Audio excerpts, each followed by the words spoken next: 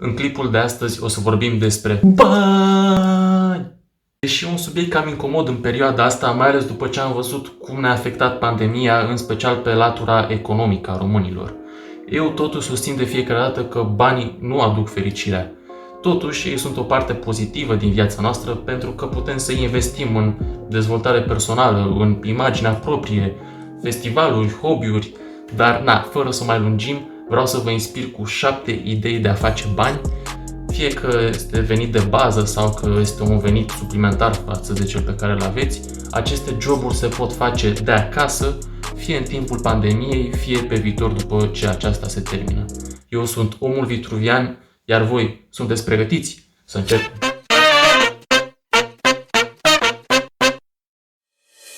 Un echilibru între viața personală și job este vital și nu recomand sub nicio formă goana după bani. Dacă totuși ești o persoană care îi trebuie mai mult cașcaval ca să-și îndeplinească obiectivele care îi se par faine, ți-aș recomanda suplimentar să faci editare de poze sau editare de videoclipuri, pentru că poate ai cunoștințe mai bune decât unul sau altul despre editare. Mie personal mi-ar plăcea să angajez pe cineva, dacă aș face content zilnic pentru YouTube, să plătesc pe cineva să monteze clipurile Omului Vitruvian. Am observat că în perioada asta s-a publicat foarte multă muzică de când lumea stă în case. Printre tinerii noștri prinde foarte bine un gen muzical precum rap, trap.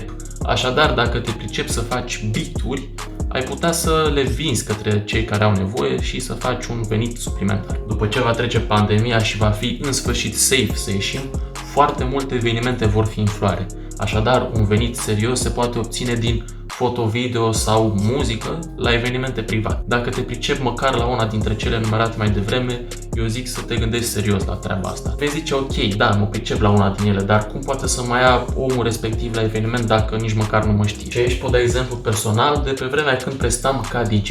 Pentru că niciodată nu m-am promovat ca DJ de evenimente, ci eu o lăsam numai la nivel de hobby, iar mashup-urile și mixurile le postam doar pe pagina mea de Facebook.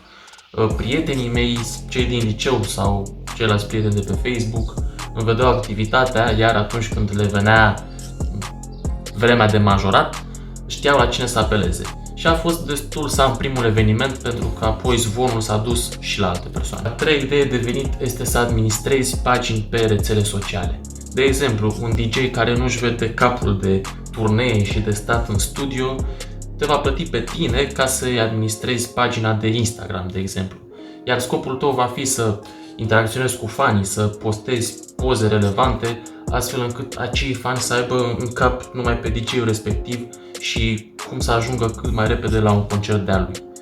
Așa se întâmplă și cu celelalte pagini de pe Instagram sau Facebook, iar remunerarea este destul de sănătoasă. O altă sursă de venit poate proveni din mentorat. Și anume poți face bani destul de frumușei fiind mentorul, profesorul, instructorul și AMD.